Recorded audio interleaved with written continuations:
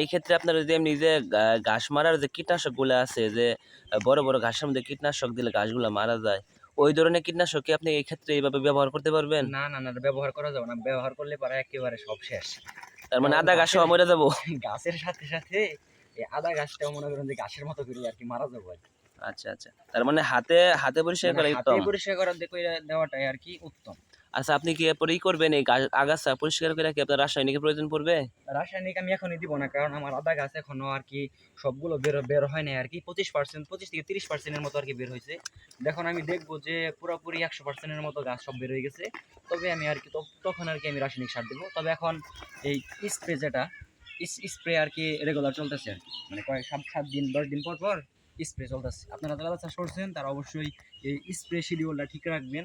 যদি স্প্রে শিডিউলটা ঠিক না রাখেন তাহলে দেখা গেছে ছত্রাকে আপনার আদার প্রজেক্ট একেবারে সব শেষ করে ফেলাবে। ঠিক আছে ভাই, ভালো থাকবেন। ইনশাআল্লাহ যদি সামনে কোনো প্রয়োজন পড়ে আমি আবার আসবো আর কি। ইনশাল্লাহ ইনশাল্লাহ ভাই।